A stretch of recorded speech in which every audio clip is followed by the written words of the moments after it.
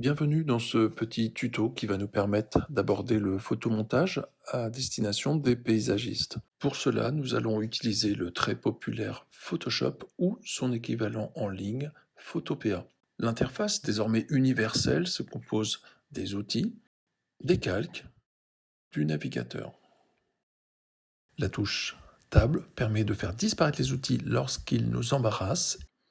Il est toujours possible de faire réapparaître le calque, le navigateur et les outils dans le menu Fenêtre de l'application. Voilà, nous allons préparer du gazon, plus exactement préparer une image de gazon en allant tout simplement la chercher sur Internet. Dans les outils, je vais sélectionner des images de grande taille afin de trouver un gazon qui soit, si possible, rustique pour plus de réalisme sur la photo une fois terminée. Celui-ci est très bien. Je vais donc pouvoir l'ouvrir pour m'assurer de télécharger l'image dans son format optimum et l'enregistrer sur le bureau. Je fais glisser l'image dans Photoshop pour l'ouvrir afin de la préparer. Pour préparer cette image, je vais donc utiliser l'outil tampon de duplication. Cet outil est particulier car il nécessite l'utilisation conjointe de la souris et du clavier. Ce Juniperus Pfizeria aurea n'avait pas tellement sa place dans cet espace. Je vous propose de l'effacer ainsi que toutes les autres plantes qui gravitent autour.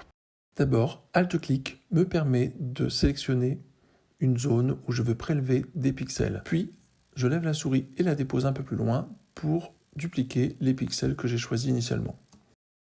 Une fois cette opération réalisée, j'enregistre le gazon, plutôt cette image de gazon, à un endroit où je pourrais facilement la retrouver. C'est alors que je fais glisser dans l'interface de Photoshop l'image de l'espace que je souhaite aménager. Par défaut, je laisse supprimer les profils de couleurs incorporés. Je réorganise l'espace de travail pour plus d'ergonomie en prenant soin de ne jamais laisser mon document en plein écran. Le menu Image, taille de l'image me permet de vérifier que la surface est suffisamment importante pour pouvoir y appliquer les modifications envisagées. Par précaution, je vais faire un clic droit sur ma souris à l'endroit du calque afin de dupliquer ce dernier, ceci afin de pouvoir comparer au fur et à mesure de l'avancement de mon travail l'état initial à l'aménagement en cours.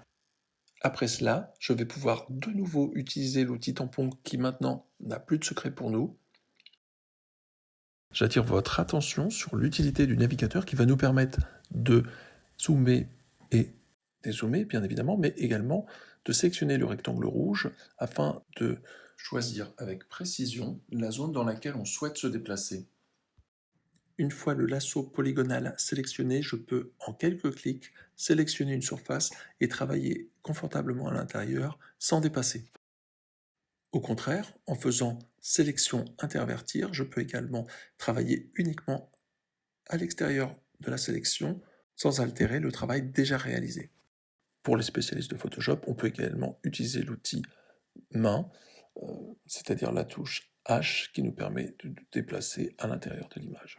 CTRL D ou bien commande D me permet de désélectionner. Les calques indépendants que je vais pouvoir hiérarchiser à ma guise sont un atout majeur de Photoshop car je vais pouvoir cocher, décocher le calque sur lequel je travaille pour visualiser le calque inférieur qui contient l'image initiale. Dans cette étape facultative, je sélectionne avec l'outil lasso polygonal la zone à aménager, puis je vais dupliquer le calque que je viens de préparer afin de mettre en avant l'aménagement proposé.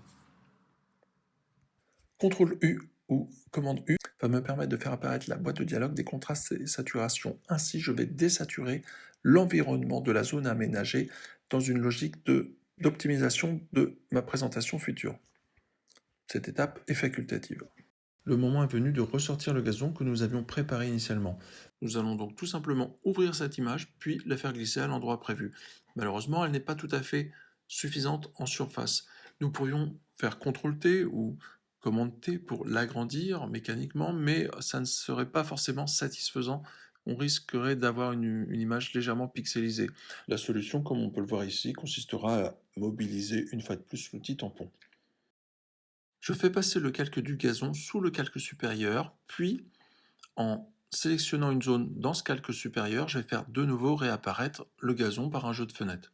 Cette méthode parmi d'autres permet certains ajustements ultérieurs. Nous arrivons déjà à la dernière étape qui consiste à appliquer les plantes de Mixborder. Cette étape est relativement simple et rapide, il suffit de prendre l'image puis de la déposer à l'endroit voulu. Les calques qui sont apparus dans la version 3 de Photoshop en 1994 sont aujourd'hui indispensables et par exemple vont nous permettre maintenant, avec l'outil gomme, d'effacer les gravillons superflus de notre composition. Les calques étant indépendants, je réalise facilement cette action sans conséquence sur le reste de l'image. Il me reste à mettre en perspective ce mix border. Pour cela, je vais dans le menu général, édition, transformation, torsion, puis j'agis sur l'image de telle sorte que la perspective soit correcte. Le mieux dans cet exercice, c'est de s'imaginer les points de fuite pour les faire coïncider avec l'image que je manipule. Il me reste à dupliquer cette séquence de plantation, c'est-à-dire dupliquer le calque qui la contient afin de prolonger la séquence de plantation. Ce tuto arrive à son terme. N'oubliez pas de bien faire apparaître l'avant et l'après de votre proposition paysagère. C'est ainsi que, déjà au 19e, procédaient les paysagistes comme Humphrey Repton. Avec ce petit tuto, vous maîtrisez les bases, en tout cas vous maîtrisez la philosophie du logiciel Photoshop. C'est à vous désormais de donner libre cours à votre imagination.